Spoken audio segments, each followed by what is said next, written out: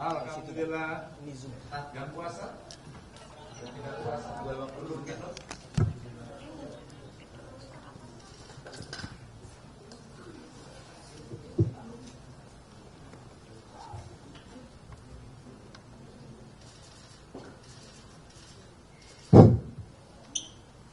Assalamualaikum warahmatullahi wabarakatuh.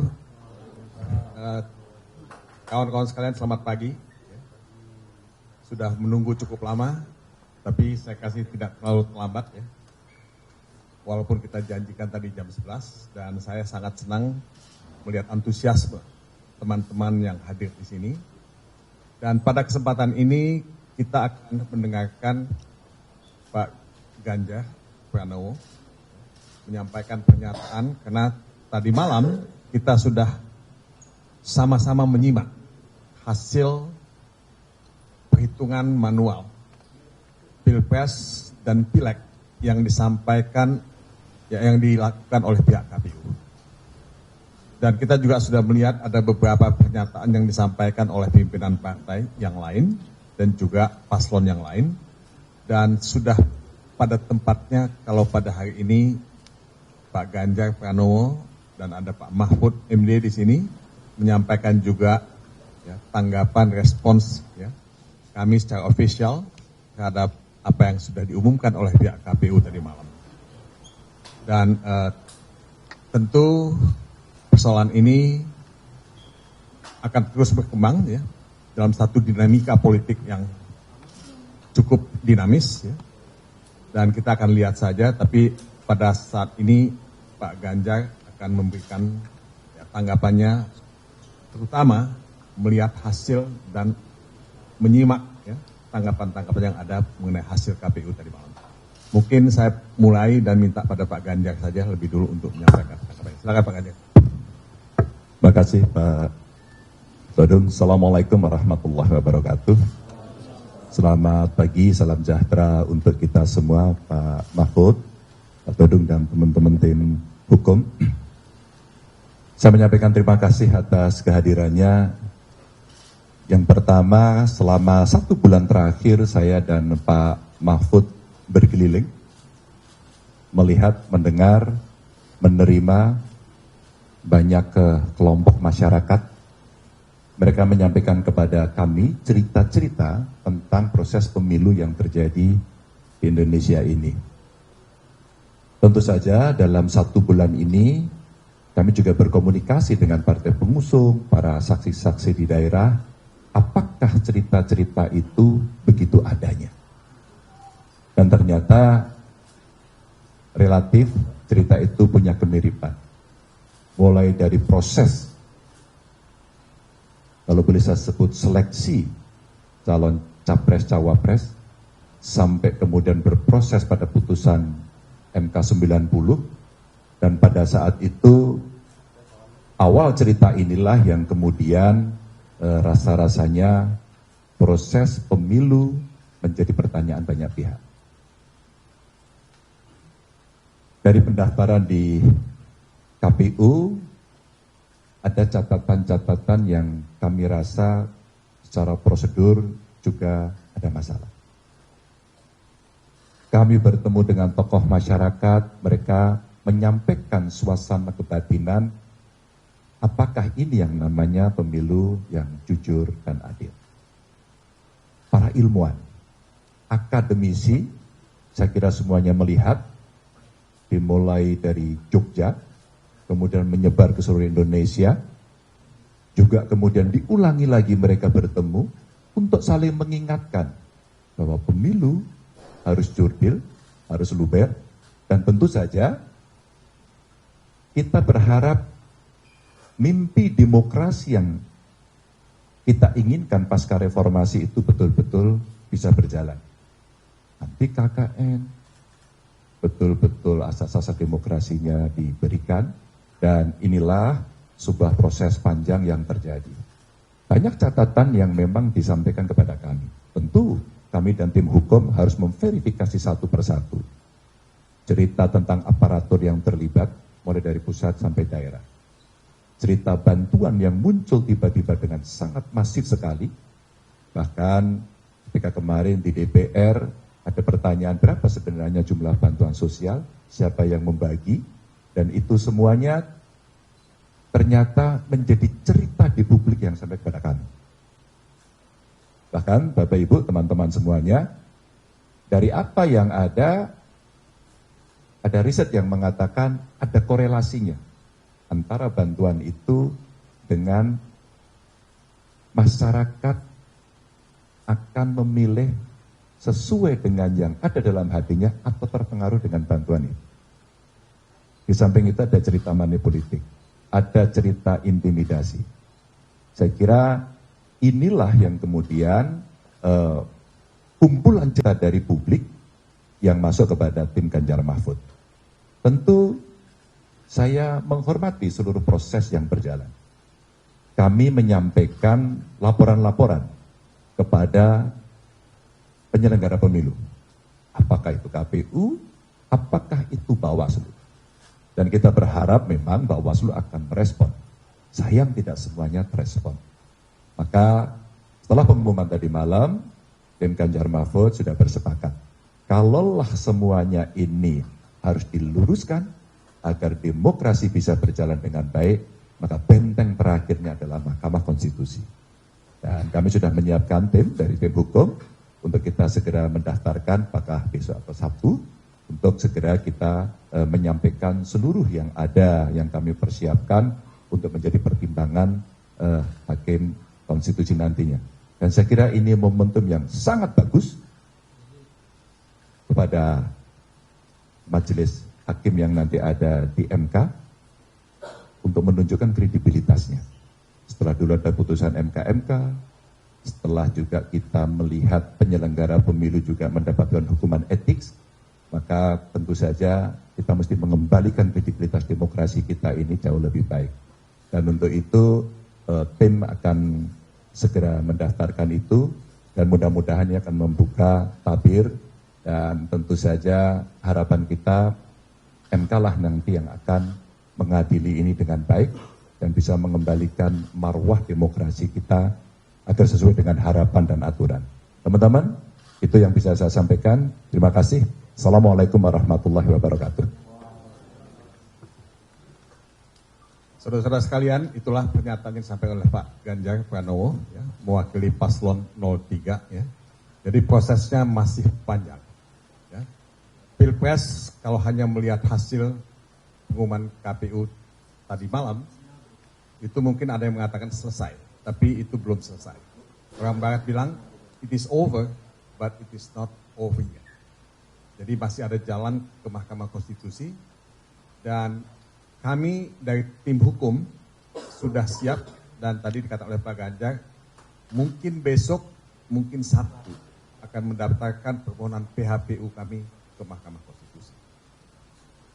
Karena Mahkamah Konstitusi lah benteng terakhir, penjaga konstitusi, dan kita memang menuntut keadilan konstitusional ya, dalam proses ini. Saya tidak ingin menguraikan apapun ya dari apa yang akan kita ajukan dalam permohonan kami. Pada waktunya kami akan melakukan itu, tapi kesempatan Anda semua untuk mengajukan pertanyaan kepada Pak Ganjar, mungkin juga pada Pak Mahfud, dan kalau ada hal-hal yang teknis mungkin kami akan bisa memberikan jawaban. Nah, silakan kalau ada yang ingin mengajukan pertanyaan, tolong menyebutkan nama dan media mana. Sebelah sana, 1, 2, ada lagi yang lain? 3. Silakan Mas.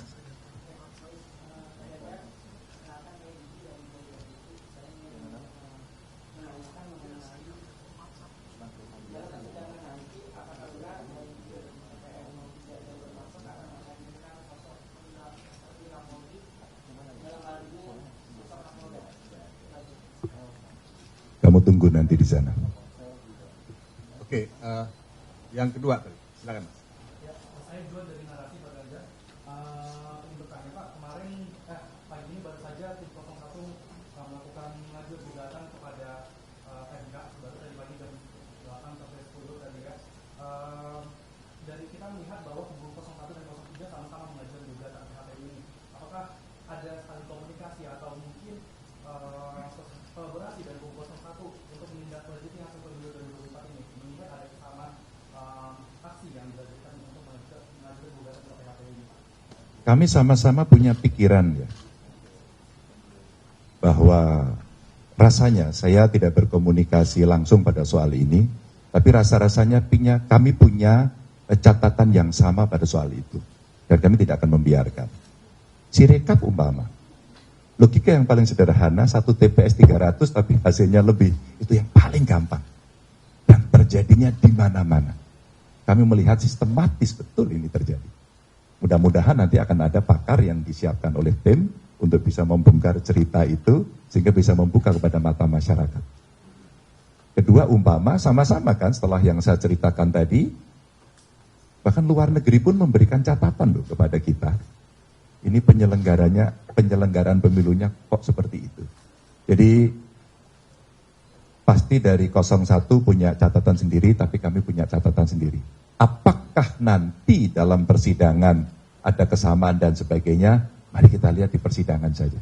Sehingga ini menjadi fair dan tidak ada agenda-agenda lain, kolaborasi-kolaborasi yang terkait dengan agenda tertentu tidak. Kami hanya ingin mendudukkan saja proses ini dengan baik.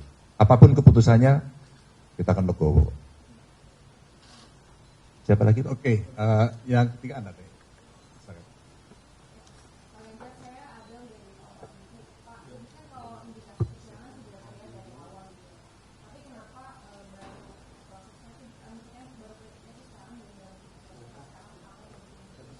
Ya harus sekarang kan, harus diputuskan dulu oleh KPU, setelah KPU baru ke MK. Kalau Kompas melihat, cerita ini saya kira dimuat di Kompas dan media yang lain juga sudah berkali-kali. Tapi ketika semua diam kan tidak berhenti. Kurang lebih kita punya 116, kurang lebih laporan ke Bawaslu yang berproses. Tapi ketika kemudian tidak ditindaklanjuti, satu-satunya lembaga yang kita harapkan bisa mengadili dengan fair, ya MK. Jadi bukan kenapa baru sekarang, karena memang waktunya baru boleh sekarang. Kalau kemarin, ya belum boleh. Gitu.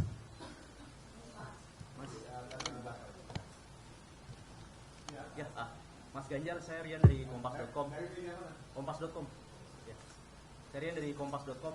Mas Ganjar ini dan Prof Mahfud, kalau tadi kan bicara soal persiapan untuk mengajukan sengketa ke MK. Nah, di sisi lain kan juga jalur politik itu tengah diupayakan melalui hak angket di DPR. Nah, apakah juga dari Mas Ganjar dan Prof Mahfud ada harapan juga untuk hak angket ini segera digulirkan oleh PDIP dan partai-partai pengusung Mas Ganjar, Prof Mahfud gitu? Dan progresnya sudah seperti apa sampai saat ini? Terima kasih. Kebetulan saya dan Pak Mahfud tidak di DPR.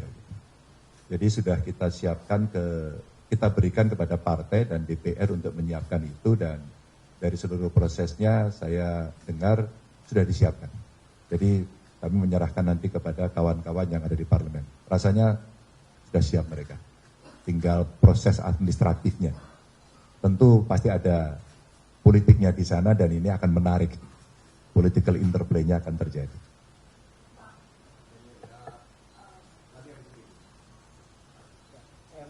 Mas Ganjar, Pak Mahfud, Pak Tudung, terkait dengan komunikasi. Dari mana, Mas? Serio dari CNN TV, Pak. Terkait dengan komunikasi politik dengan para ketua umum partai, ini seperti apa terkait dengan kesepakatan untuk kemudian mengajukan ke Mahkamah Konstitusi dan juga salah satunya opsi tadi seperti yang ditanyakan teman Kompas.com untuk ke hak angket begitu, karena kalau kita lihat dari pihak misalkan ke 01 saja, ketua umumnya Nasdem ini sepertinya semalam sudah memberikan statement untuk memberikan selamat kepada pemenang pemilu dalam penetapan KPU semalam. Tapi dari Ibu Mega, Pak Mardiono dan dua partai lainnya komunikasinya seperti apa terkait dengan keputusan hari ini? Kalau keputusan hari ini kami sudah mengantisipasi lama dan kami berkomunikasi cukup intens. Jadi ini cerita soal proses lama, persiapan lama yang baru bisa diomongkan hari ini. Jadi kami komunikasi cukup intens terkait dengan itu. Soal partai lain mereka punya sikap sendiri-sendiri, ya kami sangat menghormati dan itu sah adanya. Maka setelah ini pun nanti kami akan berkomunikasi lagi kepada beliau-beliau. Rasanya ya fatsun politik itu mesti kita lakukan.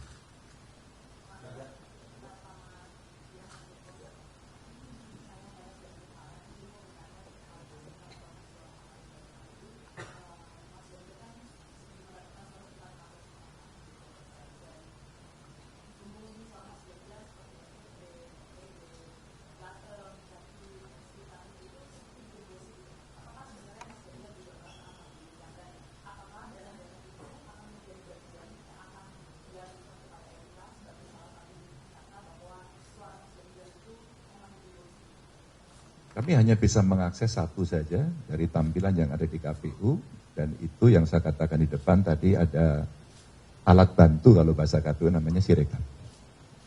Justru itulah yang kami kemudian bertanya. Gitu. Dari angka-angka yang berproses, dari Sirekap yang ada, sampai pada akhirnya sistem itu dihentikan gitu, itu menjadi pertanyaan kami. Jadi kami tidak bisa lagi kembali pada cerita gembos-menggembos, tapi cerita yang ada dari hasil yang ada inilah yang akan dijadikan bukti nanti dari kawan-kawan tim hukum, termasuk para ahli nanti akan menceritakan. Ya, kemarin ada ahli, ibu-ibu menjelaskan dengan sangat bagus sekali. Lalu sebelumnya juga sudah ada yang bercerita satu persatu, dulu servernya ada di mana, mulai tidak diakui, kemudian diakui gitu ya. Nah, inilah bukti-bukti yang kami akan tunjukkan.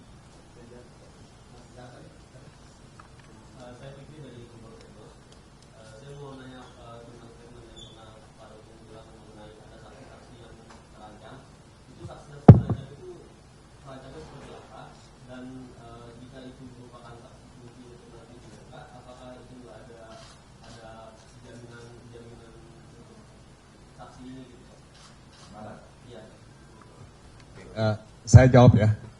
Memang kita melakukan ya kunjungan ke daerah untuk mendapatkan saksi-saksi fakta yang akan kita tampilkan pada sidang di MK nantinya. Dan cukup banyak sebetulnya yang mengetahui, mengalami, melihat ya, merasakan apa yang terjadi. Tadi Pak Ganjar bicara mengenai bansos misalnya, bicara mengenai intervensi kekuasaan. Nah, mereka menceritakan dengan sangat jelas apa yang mereka lihat, apa yang mereka alami, apa yang mereka saksikan.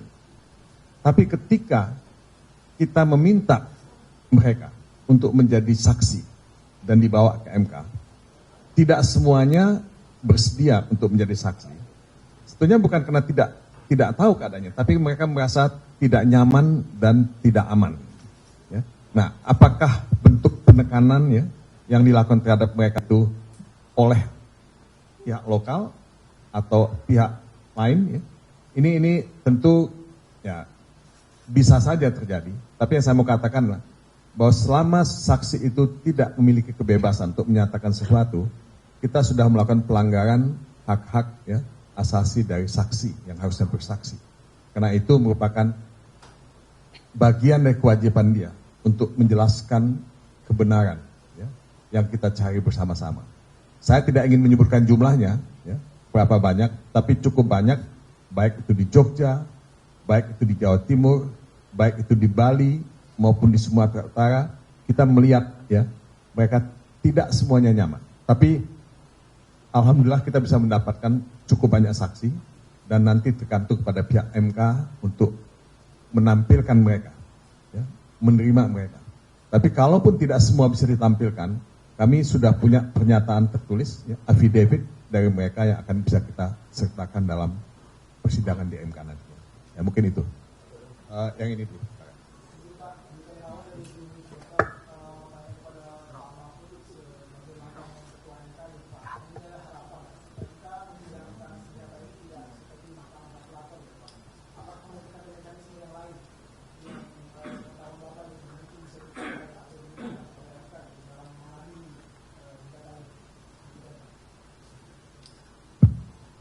Kalau itu pertanyaan nanti terserah MK saja ya, karena MK yang berwenang.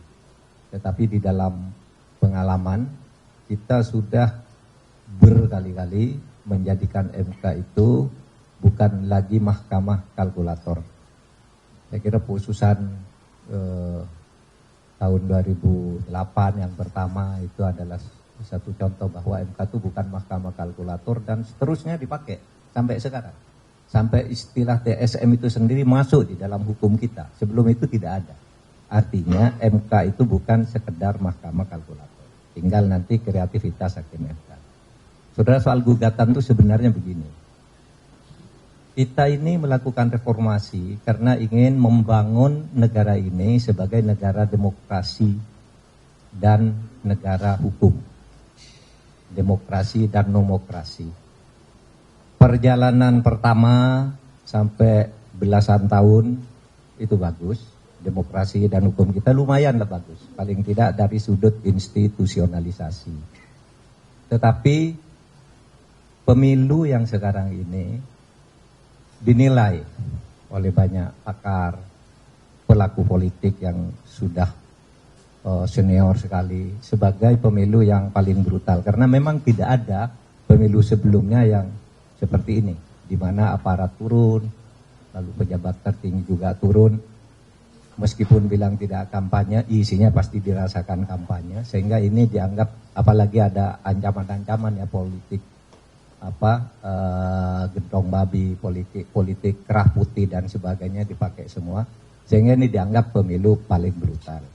Oleh sebab itu, kita ingin mewariskan kepada generasi yang akan datang, jangan terjadi perusakan terhadap demokrasi dan hukum. Karena kalau demokrasi dan hukum dirusak, nanti akan terjadi lagi yang akan datang itu, kalau mau pemilu, Anda dekat dengan kekuasaan, Anda punya duit. Hanya itu, lalu orang yang biasa-biasa, yang hebat-hebat tidak bisa tampil untuk ikut ngurusi negara. Nah, oleh sebab itu apa yang kami lakukan ke MK ini bukan mencari menang, tapi beyond election, masa depan, bukan sekedar untuk pemilu hari ini, tapi masa depan ratusan tahun yang akan datang demokrasi kita harus sehat, dan itu harus diungkap di sebuah teater hukum yang bernama Mahkamah Konstitusi. Kami yang akan mengungkap, ya, demi masa depan, bukan kami. Kalau kami sendiri kan sudah berintegritas ya. Sudah membuat fakta integritas nih. Kami akan menerima apapun hasilnya. Kalau ada ketidakpuasan terhadap sebuah proses, ada mekanisme hukum. Ini yang kami pakai sampai titik akhir. Agar rakyat dan bangsa Indonesia di masa depan, generasi muda seperti saudara ini, ikut menjaga.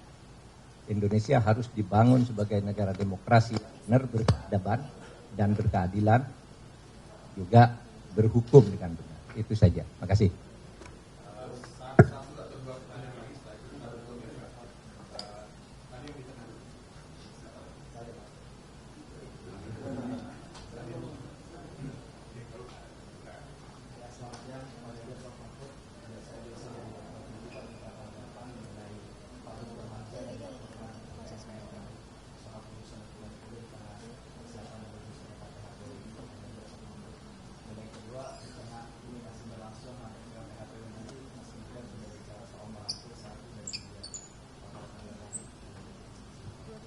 Kalau siapa melaporkan apa, biarkan itu berproses sendiri begitu ya. Kalau soal rangkul-rangkulan, kita ini berteman semuanya. Toh para kandidat ini anak-anak bangsa begitu ya. Kalau ibarat sebuah pertandingan itu ada saat mulai, ada saat akhir. Tentu apapun nanti keputusan sebagai sebuah upaya tertinggi yang bisa kita lakukan dan kita putus, mari kita berpikir soal bangsa dan negara ini. Mari kita berpikir nasib rakyat. Mari kita berpikir bahwa ekonomi ke depan menghadapi tantangan yang berat. Berberita yang disiarkan kawan-kawan hari ini mulai Selandia Baru krisis. Jadi artinya kita juga mesti siap-siap ya. Bencana ada di banyak tempat, kita mesti merespon. Jangan kita terlena hanya urusan ini gitu. Jadi soal rangkul-merangkul, kita pasti harus menjadi kekuatan anak bangsa untuk membangun negeri ini dimanapun berada. Pasti kami akan bisa berkomunikasi. Kita kenal semua kok ya Prof ya. Teman baik, teman lama. Terakhir kalau ada, cukup?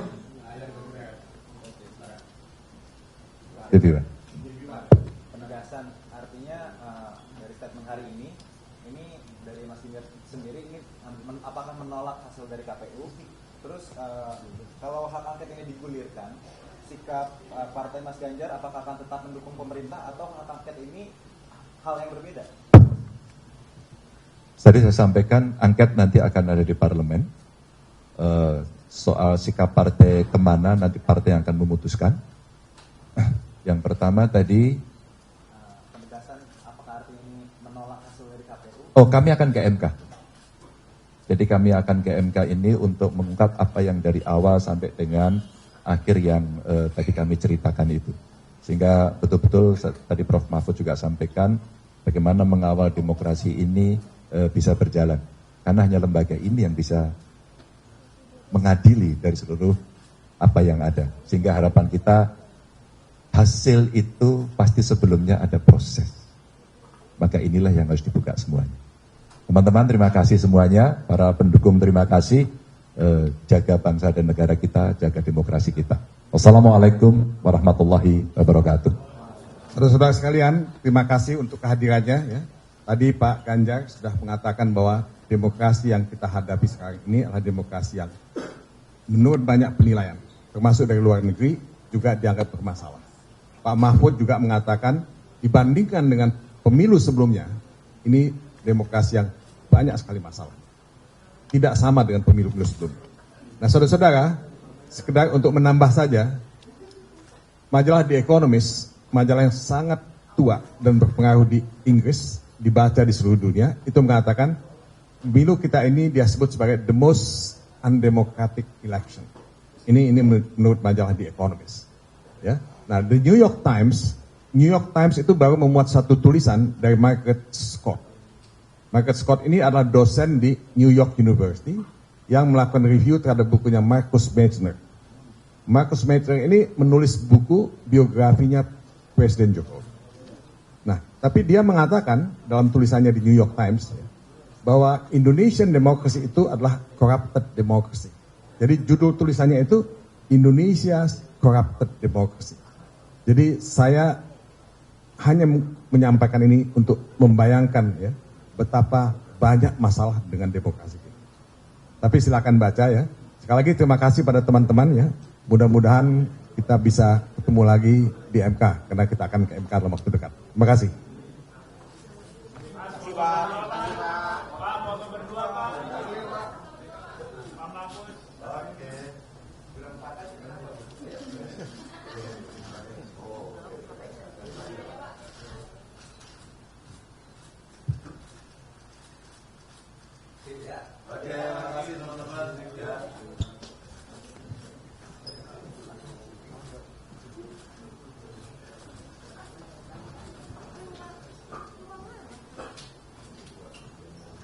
Mahfud, nanti datang ke MK nggak Pak?